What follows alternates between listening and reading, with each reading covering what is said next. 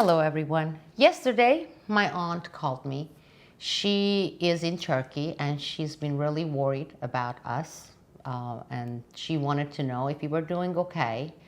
And she was horrified, of course, by what she has been watching on CNN International, etc., on these riots and the entire shenanigan, the thievery, lootery, everything that we have been going through for the past week. And she told me that, we have factions like that in Turkey. Every country has factions. These are the factions that they kind of look for some sort of a catalyst or a reason or whether justifiable, like it was in this case, not justifying the reaction, to engage in looting and thievery. We have those in Turkey. Every single country has it. Trust me, they all do. She said, what I don't understand is the reaction of all your police forces. I mean, I can't believe that they are doing this. They are vandalizing these stores. They are vandalizing even hospitals. And the police there, instead of preventing them, they're going down on their knees. They're kneeling down. They are rolling on the ground with their hands and saying, we love you, we are with you, and we're not going to oppose these actions. So what's the deal with the American police? And I basically told her, I said, look, the media is focusing on a few co-opted police in a very select few areas in several states and certain locales, and keep broadcasting showing these forces and these scenes, and they are on repeat. CNN International, every 30 minutes they keep showing the same thing and the same thing. So if you're viewing this from abroad, you think that is happening everywhere in the United States and every cop is doing it. And I basically said, not all our cups are tutti frutti like that. We have an expression, it's an ice cream flavor as well. And I have been using the term tutti frutti. And in fact, I just used it on Twitter today early on, and I had to make it clear that, this was not intended anything for targeting some kind of sexual orientation or gender. It's just, we call these types of people, the cops who are engaged in this nonsense, tutti frutti. Anyhow, the reason I'm bringing this up, after having this conversation with my aunt, this headline popped up, and it's really good. It's solid. I tweeted this with the link early on via my Twitter account. It says, "You won't need to abolish us. We won't be around for it. Why I and many of my colleagues are quitting as U.S. police officers." And it's a good editorial. And I just said bravo for saying it as it is, because that's exactly what should be said by other police officers, and for them to take the stand. Because no, I would say for every one of these tutti frutti cops who are showing off for the cameras, and they have been co-opted, we have 9 cops who honor their uniforms and they take their jobs as what it was meant to be, and they are not like them. In fact, here in Southwest Florida, it's nothing like that, and I'm very thankful. I'm glad that I am here. Now, why not? Let's have them not have police forces there. No law enforcement. People in Boston and Portland, I'm just throwing. Actually, it would be a good thing. It would be an eye-opener for them. We know what would happen. I know exactly what would happen. But I would like to see it to really happen. Have them go through it. Give them what they are asking for, okay? I want to see what happens when a guy dials 911 only because his wife is being assaulted or being attacked by two thugs and get this in response after dialing, beep, the number you have reached and the people you're trying to reach have been abolished. Boop, done. I want to see mothers who would notice meth dealers approaching their kids outside their schools in front of the school gates and dial their police, local police, to report it and get beep. Sorry, the number you have reached and the people you're trying to reach have been abolished. Let them have it.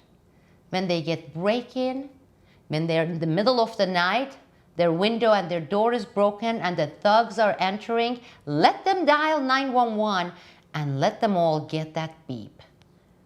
Because we are fine where we are. Let them have it. Give it to them. And those police officers, I hope you can find jobs here in common sense states, in areas where people understand the value of having law and order. Let them have it. And you know, thinking all that, I mean really thinking all that, got me thinking more. And that's exactly what happens. And one thought leads to another and then another. And I just want to be able to articulate it. And it is kind of hard because you know how it is. You're engaged in these internal conversations and thoughts based on your experience or a topic. And then it just develops and you're like, I wish I could grab these thoughts and put it in the bottle because I was not in this position to take notes. Later I tried to remember them. But I grew up in several countries internationally. And as a kid, by the age 11, 12, I had read so many Russian authors. They were very, very popular in Turkey, in Iran, in Azerbaijan, of course, because back then Azerbaijan was under the Soviet rule. And I grew up, by the age 11, I had already read Anton Chekhov, Gorky, Tolstoy, Dostoevsky, Mayakovsky, the famous poet. And, you know, as a kid that age, yeah, I started reading at the age 3, and my dad constantly fed me books, any kind of books, from around the world, whether written by British authors or classics from the US. Many books. I was an avid reader. So no, it's not to gloat, but as part of this, he would also bring all these books, most of them used books that he would grab somewhere, and from Russia, written back then the Soviet, written by Russian authors, some of them classics, some of them modern. Anyhow, I grew up having a bit of this romantic notion of the ideals expressed, the socialism in their view, and the communism, the equality for all. You live in the societies that there are no classes, you know, and everybody's treated with the same level of respect. All the kind of things that you will be in any kind of these pamphlets, the advertising, that ideology. And you're a kid and you're reading, and it's written beautifully, or they are always written beautiful. You know, books, many of the books, not all of the books. So I had those notions. Well, the Berlin Wall came down and the Soviet Union, communism there fell, and this was 91.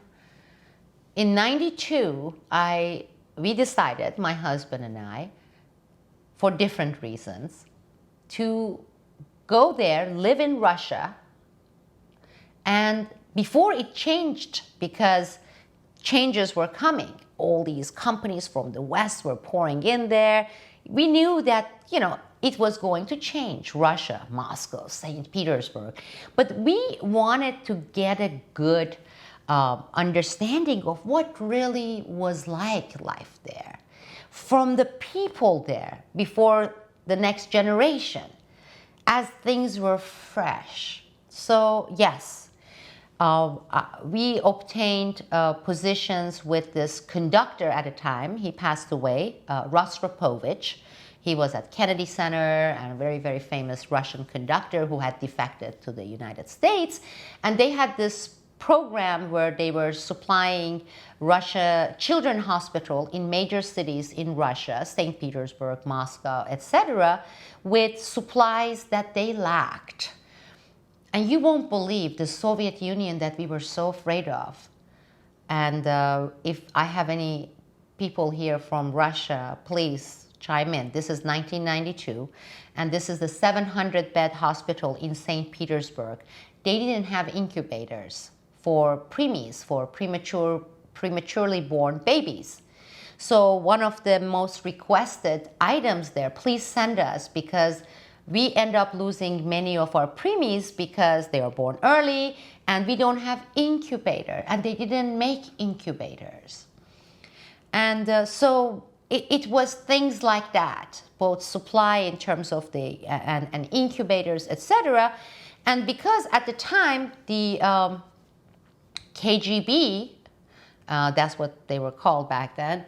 I'm that old, yes, I know, I'm very, very old. Thank you very much. As I talk about the past and experiences, it gets to be a reminder of, wow, that was like almost 30 years ago. Back to the story. No incubators, no medicine. We went and we settled in St. Petersburg and we lived there, okay, for 6 months or so.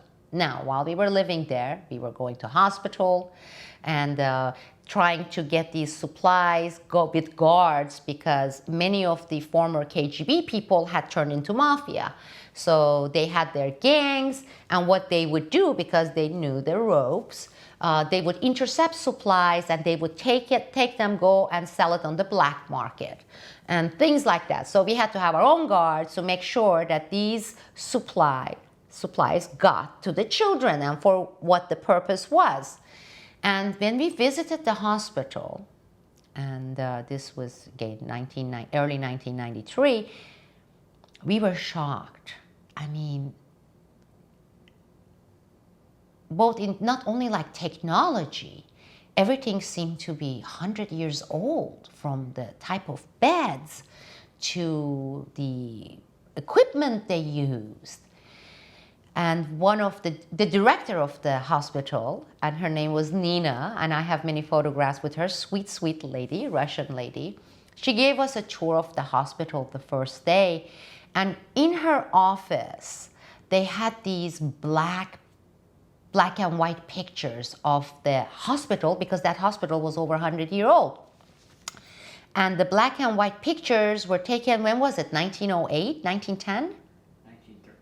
1930. 1930. I'm sorry, I'm asking because my memory is fading. 1913. And actually, it had the dates, etc. on it, 1913. And in those pictures, black and white pictures of the hospital, the interiors, exteriors, etc., you could actually see that it looked more modern, more polished than modern, not only because it was newer back then, but the setup, than it was in 1993. I mean, this was the Soviet we were so afraid of, and this was the condition of the hospitals. And of course, we made many, many Russian friends. And we met many, many Russians from all different walks of life. We went to many, many concerts. Anyhow, we worked there, we lived there. We wanted to experience Russia before it was changed. And I have to say, a big part of it for me was the disillusionment that came with it, because, hey, I grew up with all these authors and I was picturing differently the whole thing, not what I saw. And I got to learn about shocking things, what they went through during the communism, and the consequences of that, and the effects of that firsthand from the people's own mouth, and also observing the effect in action. the fact that they couldn't go out and watch movies by selection. Everything was dictated. And the fact that it was such a class system because the higher level KGB lived like kings and queens. And they got to have some goods that were smuggled into the country, be it some cigars or some kind of a champagne from France, and what they ate. I remember walking on the streets the second day, and we would come across some cafe-ish restaurant-looking places, really barren. And with my broken Russian, because I took a year of Russian language courses because I wanted to know a little bit, just elementary level Russians. But the guy knew some English, the waiter who was standing in front of the restaurant. I said, "You have menu? Can I look at the menu?" And he's like, "No menu."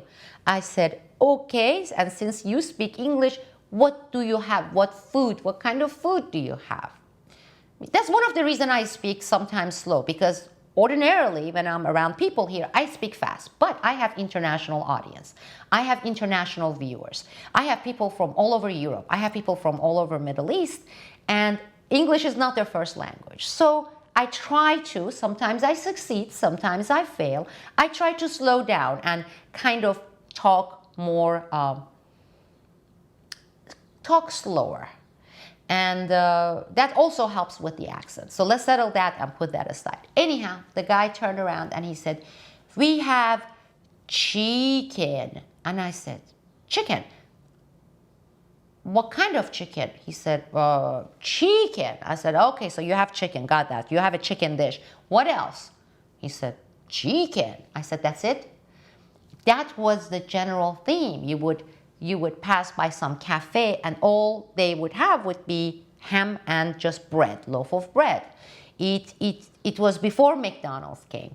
It was before all these other restaurants opened, and they ended up having Chinese restaurant in one of the hotels, fancy hotels they built there on Nevsky Prospect in St. Petersburg, and it was called Nevsky Palace. So my Russian audience know I was there. I lived 2 blocks from Nevsky Palace Hotel. Anyhow, in fact, the McDonald's opened there while we were there. And at the time, we had gone to Moscow for some kind of a work-related thing. And that itself was a trip. And maybe I will tell you stories, my Russian stories. Some of them are hilarious. We took the plane Aeroflot from St. Petersburg to Moscow for our first trip. And what they had done was they had taken the middle seats in the middle, you know, you have the ones by the window to the right, to the left, and they had put these handles like you have in buses, like when you're in the airport, you have to hold on to while you're standing. So when we got on the plane, we had seats, we sat, and then these people walk in there with their chicken and live chicken and roosters and all sorts of vegetable baskets, and they will be standing there and they will be holding on to those harnesses dangling from the airplane's, the ceiling there, whatever you call it. And then I have to say this, I'm sorry, because this is gonna get long, and I am apologizing to start with, because I'm gonna get to my point, hopefully at some point, there's a point there, but I think some of you may enjoy this, and you may understand the point better hearing where I'm coming from, okay? As the plane, got ready to take off, the pilot came on the speaker and said in Russian that we are taking off, and then at the time of takeoff, they started playing Madonna's Like a Virgin. I was like, what? And same thing during the landing. As we began landing, they started coming on the speakers. I was like a virgin. I'm like, this is hilarious. It was cute. It was funny. But anyhow, we were in Moscow, and we were in a taxi, and we were passing by this famous circle there, very famous circle, and I saw thousands of people going around several times in circles, and I'm like, what is going on? Why the traffic has stopped? They said, today is the grand opening of McDonald's. I said, oh, okay. There were thousands of people lined up.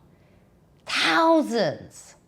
Ask the Russians. They will tell you, they will confirm my story. They were to get their first Big Mac. And they told me, they said, for us, this represents freedom. Okay? We had heard about these things. And I know, you may say, oh my God, our horrible, additive-ridden, terrible McDonald's burgers, but what I'm trying to say was that was what they perceived, okay? And we met this PhD lady with her husband, also an academic PhD, during the dinner gathering. And they spoke decent English, they were educated, and they said, I will never forget this moment. And this man was saying, well, you know, now we are trying to be more like you. We want to be business, make money and have more money. And we have a beautiful daughter, 14-year-old, and we are now selling her to Westerners coming from Europe. She's beautiful. I mean, she was like a model, 14 years old, because business is different than those things, right? I mean, anyhow. It was horrifying. There were a lot of horrifying stories. There were a lot of horrifying stories to see what maybe they thought it was in Western, and how they were anxious and they were going to the opposite direction, to extreme, to make up for the years of suffocation and being removed from the news and this government rules and women who were willing to sell themselves for a lipstick. You've got Revlon, and I had that when I went with my mom and dad to, back then, Romania, and this would be 1978. And even though my father was with his family, there were young women coming and saying, I'm willing to sleep with you for a Revlon lipstick, Revlon, okay?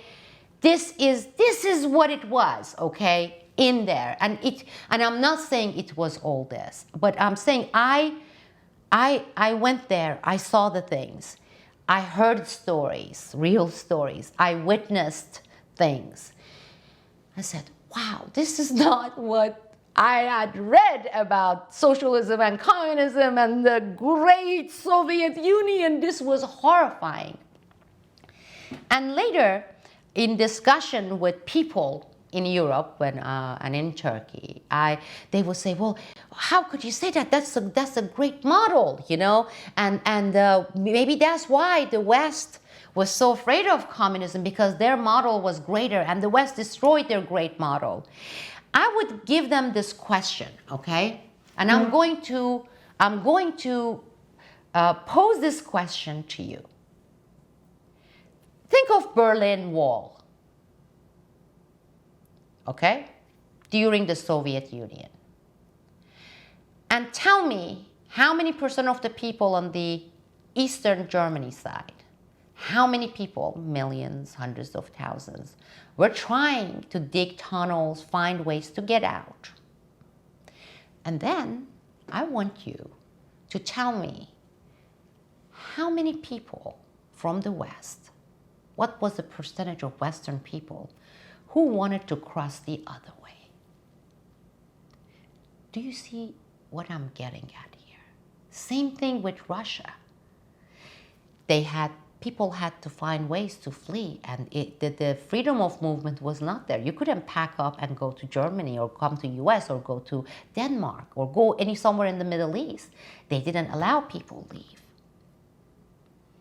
Now tell me, how many millions were trying to defect and leave, escape? And then tell me, how many people were trying to get in, leave UK or Turkey or USA or Germany and go to Soviet Union? My point is, these people, the New World Order left, these rioters, these thugs, these areas, be it Boston, be it Portland, be it New York City. Why not? Let's give them what they want. Let's give it to them. Abolish the police so they won't have a 911. There won't be any.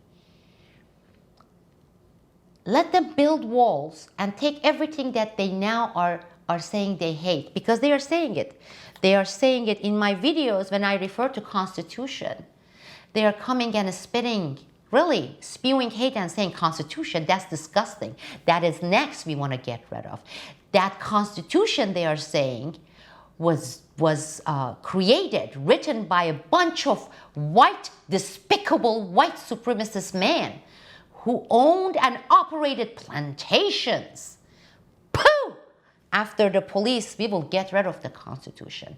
They want to burn the flag and say this represents despicable white supremacists and that despicable Constitution. Because that despicable Constitution was written by despicable white men who had despicable plantations. Let's take the constitutions away from them. Give them what they want, okay? Let's abolish police for them. Let's take away the entire Bill of Rights, including the Second Amendment, so they can't hold weapons, because that's one of the things they have been pushing. They want to say, they are saying delete, erase, nullify Second Amendment. Let's give it to them. The entire amendment, the entire Bill of Rights, hey, it was created by despicable, filthy white supremacist plantation owners. Let's take it away from them, please. Let's take away from them. Let's take away the police force, okay? Let them have a build. Let them build a wall, just like the Berlin Wall, around Boston and New York City, San Francisco. Oh, definitely, top of my list. Let them build a wall without Constitution, without the Bill of Rights, without the police. But they have been pushing for mandatory vaccinations. Let them have mandatory vaccination for everything, including diarrhea and headache. Let those injections go through their tuchus. Give it to them, okay? Give them everything they have been screaming for and they have been asking for and they want, okay? And let us, 1/3, half, whatever it is, it doesn't make a difference. Let us hold on to our states, the common sense states, and help revive the Bill of Rights and Constitution, because a lot of it, much of it, has been killed by those people and their lefty governments, okay? Let's revive it. Let's have the Bill of Rights, our Constitution, in common sense states. We don't even have to build a wall. Based on our Constitution and Bill of Rights, we believe in freedom of movement, okay? Let us keep those, and our flag and national anthem and Pledge of Allegiance, let's keep that. And the states' right guaranteed under our 10th Amendment, because we have the right as a state to determine how we want to live as a community, as a society, as the residents of those states. Let us have that. Let's practice that. Let's have it. Let's revive all that. And let's keep it that way. And let's see then how many millions, what percentage from the extreme left New World Order would try to dig tunnels, cross, escape, and come to our states, where they can actually pursue their happiness in life guaranteed to them under their Bill of Rights. And then let's see how many percent from our common sense states, how many people will be willing to go the other way, jump somehow through the wall, and join the thugs and the thieves. Let them have their one-size-fits-all common core dictated to them by their central dictators. Let them have it. They've been asking for it. Give it to them. We keep our education in our states, in our common sense states, per state's residents, people, the state citizens. Well, we determine what fits for us. Let them have their unisex bathrooms. And let us decide if we want to keep our bathrooms the way they have been. Let them send their daughters and sons to colleges and universities within the walls, where they have co-ed dorms with co-ed shower. Let them get all naked together, all genitals mingled in, and live that way. They've been asking for it. And let us do whatever we choose, the majority of each state, whatever we want to have. But most importantly, let's see who wants to, under those circumstances, escape and go to the other side. When I went to all these universities and colleges and etc., and because I took so many political courses and because I studied public policy, got a master's degree on that, we worked a lot on Constitution. One of the trends that I observed was within the Bill of Rights, all the amendments there, Constitution, they always skipped 2 amendments, the lefty academics there. I mean, they did, as if they didn't exist. They would skip over it. One of them was the Second Amendment. I mean, it would go like, here it is, the First Amendment, and we would have 2-3 days, talk about the different angles, aspects of it, you know, have discussions, write essays about it, and then, boop, it would be the Third Amendment. It's like we would skip over the Second Amendment. Another amendment they always skipped over, and I tell you why, they're scared. They hate those. They don't want that. They want to pretend it doesn't exist. It would be the 10th Amendment. The states' rights, what I just talked about. The states determining what kind of school system fits its people in pursuit of their people's happiness, deciding for their own children's education. That states and their people within the states, whether through ballots or votes, their representatives, decide whether they want to have one urinal where all genitals go and at the same time and they do their things. Let them decide. I'm not saying ban it. I'm not saying don't. I'm just saying let the states decide that. And that right is guaranteed under our 10th Amendment. It is part of our Bill of Rights. But they skipped over 10th Amendment.